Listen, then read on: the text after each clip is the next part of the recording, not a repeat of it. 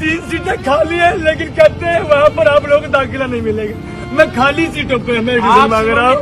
मुझे बोले कि तू दलित है, जूता साहब ये बोले यहाँ साहब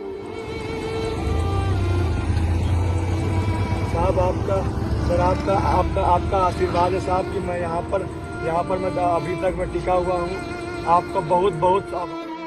इस देश में एक तरफ देश की बेटियों का शव पैरों से लटकी हुई मिलती है, तो दूसरी तरफ इस देश के होनहार बच्चे जो 8 बार नीट क्वालिफाई कर चुके हैं, उनकी ज़िंदगी इस मनोवादी सरकारों के सिस्टमों के बीच घिसती और पीसती हुई नज़र आ रही है। साथियों, इस देश में यदि बहुजन विचारधारा के सांसद, भीम आर्मी के संस्थापक, सह आज़ाद समाज पार्टी के राष्ट्रीय अध्यक्ष और नगीना उत्तर प्रदेश के वर्तमान सांसद चंद्रशेखर रावण नहीं होते तो आज उनकी आवाज़ संसद में कैसे गूंजती। साथियों, इस देश में जब जब जातिवादियों ने कहर ढाया है, तब तब चंद्रशेखर रावण ने एक ढाल बनकर संसद में दहाड़ने का काम किया है। साथियों, इस देश में जिस प्रकार से बेटियों के साथ बलात्कार की घटना हो जाती है और इस देश में जिस प्रकार से ओबीसी SC ST के ऊपर अत्याचार हो जाती है, तो उसके ऊपर आवाज़ इस देश के अम्बेडकरवादी विचारधारा को आगे बढ़ाने वाले चंद्रशेखर रावण संसद में उनकी मुद्दा को लेकर दहाड़ते हैं। साथियों, हाल ही में उत्तर प्रदेश में एक बेटी का शव पैरों से लटका मिला और अभी वर्तमान में BHU के सामने BHU में प्रवेश नहीं देने की वजह से शिवम स्वनकर अपनी पढ़ाई के साथ साथ अपने ज़िंदगी की लड़ाई सूनी सड़कों पर लड़ रहे हैं। साथियों, इन सही बातों की व्याख्या आज हम लोग इस वीडियो में करने वाले हैं। आप सभी साथियों को सादर जय भीम, जय संविधान, जय बहुजन, जय मूल्यवासी, जय हिंद। साथियों, इस देश में जब जब बेटियों के साथ बलात्कार हुई है और इस देश में जब जब महिलाओं के साथ अन्याय हुई है, तब तब इस देश के बहुजन समाज दहाड़ने का काम किया है। साथियों, बीते दिनों उत्तर प्रदेश के बलिया में जिस प्रकार से प्रिया चौहान की शव पैरों से लटकी हुई मिली है, उसके ऊपर पुलिस प्रशासन हो या इस देश की निकम्मी सरकार हो, कोई सशक्त कदम नहीं उठा रही है। इन बेटियों की आवाज़ इस देश के अम्बेडकरवादी विचारधारा के व्यक्ति जो इस देश में बाबा साहब के विचारों को आगे बढ़ा रहे हैं, चंद्रशेखर रावण आज संसद में दहाड़ रहे हैं। साथियों, सर, मैं अपनी बात को शुरू करते हुए मेरे मन में कुछ पीड़ाएं हैं वो आपके सामने क्योंकि चेयर से ही कह सकते हैं। सर, बलिया की बेटी प्रिया चौहान जिसका शव सर पेड़ पे लटका मिला, तकलीफ दे है। सर, यदि चंद्रशेखर रावण आज संसद नहीं होते तो संसद भवन में इस बहन की आवाज़ को कौन गुंजाते, इस बहन की आवाज़ को संसद भवन से लेकर सड़कों तक कौन पहुंचाता। साथियों, सोचने योग्य बात है। आज हमारे समाज में मात्र एक बहुजन विचारधारा के सांसद है जो 542 पर भारी पड़ रहे हैं। यदि हमारे देश में सैकड़ों सांसद से हो जाए तो हमारे देश साथियों फिर सोने की चिड़िया बन जाएगी। क्या इस देश में दलित परिवार में जन्म लेना गुनाह है, या इस देश में दलित समुदाय के घर बेटी जन्म लेना गुनाह है? इस देश में जो मनोवादी सरकार है, इस देश में जो मनोवादी विचारधारा के व्यक्ति हैं, हमेशा साथियों अत्याचार करने का काम करते हैं। इस देश में जो जातिवादी मानसिकता विचारधारा के व्यक्ति हैं, हमेशा इस देश के बहन बेटियों पर जुर्म, अत्याचार, बलात्कार करने का काम करते हैं। साथियों, शिवम स्वनकर जो कि 8 बार नीट क्वालिफाई कर चुके हैं, आज वे BHU में प्रवेश के लिए दर बदर की ठोकरें खा रहे हैं। साथियों, 3 सीटें खाली है, लेकिन कहते हैं वहाँ पर आप लोगों को दाखिला नहीं मिलेगा। मैं खाली सीटों पे मेडिसिन मांग रहा हूँ। मुझे बोले कि तू दलित है, जूता साहब ये बोले यहाँ से हट जाओ। मुझे डरा रहे हैं यहाँ पर, मैं कहाँ जाऊँ? किसी सक्षम अधिकारी को बुलाइए जो इनका जवाब दे सके। मैं कोई समय नहीं, मुझे न्याय नहीं मिलेगा। मैं यहाँ हटूंगा नहीं, हमने आपको कुछ कहा? मैं यहाँ से नहीं हटूंगा सर। मुझे न्याय नहीं मिलेगा।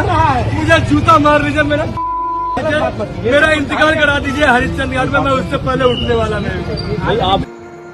सीट होने के बावजूद भी आज उनकी दाखिला नहीं हो रही है क्योंकि वे एक दलित है। क्या इस देश में दलित को पढ़ने नहीं देना चाहिए? क्या इस देश में दलित परिवार में जन्म लेना गुनाह हो गया है? जो व्यक्ति बोलते हैं कि इस देश में जातिवादी नहीं है, इस देश में दुरीतियां नहीं है, इस देश में कुरीतियां नहीं है, इस देश में समानता है, यह देश धर्मनिरपेक्ष है, इस देश में लोकतंत्र की बात की जाती है, दूसरे के ऊपर अन्याय अत्याचार नहीं की जाती है, मैं उस व्यक्तियों से आज पूछना चाहता हूं कि शिवम सोनकर आज सुनी सड़कों पे क्यों लेटे हुए हैं? साथियों, आपके पास कोई जवाब है? आपके पास सिर्फ साथियों जातिवादी मुद्दे हैं, ना कि हम लोगों के ऊपर या इस देश के दलित समाज के ऊपर किस प्रकार से अत्याचार हो रही है, इसके ऊपर आवाज उठाने के लिए आपके पास समय कहां है? चंद्रशेखर रावण यदि आज संसद में नहीं होते तो फिर शिवम सोनकर की आवाज संसद भवन में कौन गुंजवाते? इनके ऊपर कौन बोलते? इनके मुद्दा को लेकर साथियों कौन बात करते? काशी हिंदू विश्वविद्यालय में पीएचडी के प्रवेश परीक्षा शिवम सोनकर को के साथ न्याय नहीं हो रहा है सर। वो प्रवेश परीक्षा के लिए आंदोलन कर रहा है। बीएचयू में एससी की खरीक जाति से आने वाले छात्र शिवम सोनकर 8 बार नीट क्वालिफाई कर चुके हैं और इनका आरोप है कि पीएचडी सत्र 2024 से 25 के दाखिले में सामान्य वर्ग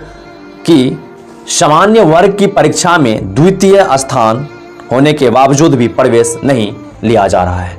और साथियों, आरक्षण प्रणाली में धांधली करते हुए कहा जा रहा है कि जाओ तुम जूते साफ करो, तुम जूते साफ करने के योग्य हो, तुम्हारी दाखिला यहाँ नहीं हो सकती है। मुझे बोले कि तू दलित है, जूता साहब ये बोले यहाँ से हट जाओ। जिसमें कि 3 सीट रिक्त होने के बावजूद भी शिवम सोनकर को दाखिला नहीं मिल रही है। साथियों, मैं इस देश की सरकार से पूछना चाहता हूं और इस देश के जितने भी बहुजन समाज के व्यक्ति हैं जो हिंदू मुस्लिम के नाम पे अपने बच्चे को दंगा में भेज देते हैं और दंगाई करार करवा देते हैं, मैं उनसे पूछना चाहता हूं और मैं उनसे पूछना चाहता हूं जो अपने बच्चे को साथियों धार्मिक बनाना चाहते हैं, और मैं उनसे पूछना चाहता हूं जो इस देश में जातिवादी को कायम रखने के लिए सोचते हैं। क्या इस देश में दलित होना गुनाह है? क्या इस देश में सिर्फ व सिर्फ उच्च वर्ण के व्यक्ति, क्या इस देश में सिर्फ साथियों उच्च वर्ण के जाति के व्यक्ति ही बनारस हिंदू विश्वविद्यालय में पढ़ सकते हैं? क्या इस देश के दलित समुदाय, इस देश के ओबीसी समुदाय, इस देश के साथियों महादलित समुदाय के जो बच्चे हैं उसे बड़े बड़े यूनिवर्सिटी में पढ़ने का कोई हक अधिकार नहीं है क्या? यदि उसे पढ़ने का कोई हक अधिकार नहीं है तो फिर साथियों हम लोग हिंदू कैसे हैं? यदि हम लोग हिंदू नहीं हैं तो फिर हिंदू के नाम पे हमें एकजुटता क्यों किया जा रहा है? तो आप लोगों को यह बातें समझनी है कि आप हिंदू नहीं हैं। आप हिंदू हैं तो सिर्फ व सिर्फ दंगा के वक्त, आप हिंदू हैं तो सिर्फ व सिर्फ मंदिर निर्माण के वक्त, आप यदि हिंदू हैं तो सिर्फ चुनाव के वक्त, आप यदि हिंदू हैं तो फिर साथियों किसी भी प्रकार के साथियों धार्मिक कर्मकांड के अवसर पर आप हिंदू हैं। यदि आप शिक्षा की बात करते हैं तो आप हिंदू नहीं हैं, आप अछूत हैं। यदि आप शिक्षा की बात करते हैं तो आपके बच्चे को जो इस देश के बड़े विश्वविद्यालय हैं उसमें दाखिला नहीं दिया जाएगा। यदि आप हिंदू हैं और आप ओबीसी एससी एसटी हैं तो आपके बच्चे को सही शिक्षा नहीं मिल सकता है। यदि आप ओबीसी एससी एसटी हैं और हिंदू हैं तो आपके बच्चे यूं ही रोड पे अपना धरना प्रदर्शन करते रहेंगे। साथियों, इस देश में लोकतंत्र की हत्या इस प्रकार से की जा रही है कि हम अपनी हक की बात खुद नहीं कर सकते हैं। हमारी जो हक है हम उससे मांग भी नहीं सकते हैं, उसके लिए हमें संघर्ष करना पड़ता है, फिर भी बड़ी मशक्कत से मिलती है। या तो हमें मरवा दिया जाता है या तो हमें दबा दिया जाता है। यदि हम लोग संघर्ष के रास्ते पे चलते रह जाते हैं तो हमें मंजिल भी मिलती है। तो आज शुभम स्वनकर प्रण ले लिए हैं कि जब तक हमको न्याय नहीं मिलेगा तो हम धरना प्रदर्शन से साथियों पीछे नहीं हटेंगे। और शुभम स्वनकर से चंद्रशेखर रावण वीडियो कॉल भी साथियों बात कर चुके हैं। जय भीम साहब, आपका सर आपका आशीर्वाद है साहब कि मैं यहाँ पर मैं अभी तक मैं टिका हुआ हूँ। आपका बहुत बहुत आभार, बहुत बहुत शुक्रिया कि आपने मेरी बात भारत के सबसे बड़े लोकतांत्रिक मंदिर लोकसभा भवन में उठाई। आपका बहुत। जब तक हम लोगों के अंदर एकजुटता नहीं आएगी, जब तक हम लोग एकजुट नहीं हो जाएंगे, तब तक हम लोगों के ऊपर इसी प्रकार से अत्याचार होते रहेगा। साथियों, आप अपने बच्चे को शिक्षित कीजिए, ना कि आप अपने बच्चे को धार्मिक कर्मकांड में उलझा कर रखें। यदि आप अपने बच्चे को शिक्षित नहीं कर रहे हैं तो आप बहुत बड़ी गलतियां कर रहे हैं। साथियों, आप देख रहे हैं ना किस प्रकार से हम लोगों के ऊपर ओबीसी SC ST के ऊपर अत्याचार हो रही है। हम लोगों के बच्चे बड़े बड़े विश्वविद्यालय में नहीं पढ़ सकते हैं। उनकी दाखिला जानबूझकर वहां के मनुवादी कुलपति नहीं होने देते हैं साथियों, और जानबूझकर उससे वहां इस प्रकार से प्रताड़ित किया जाता है। यदि संघर्ष करने वाले बच्चे नहीं रहेंगे तो वे अपनी हत्या भी कर लेते हैं साथियों। इस प्रकार की कई सारी घटनाएं इस देश में होती है, लेकिन इसके ऊपर कोई गोदी मीडिया सवाल उठाने वाली नहीं है। इस देश में जो भी न्यूज एंकर है, इस देश में जो भी न्यूज है, सब के सब बिक चुके हैं।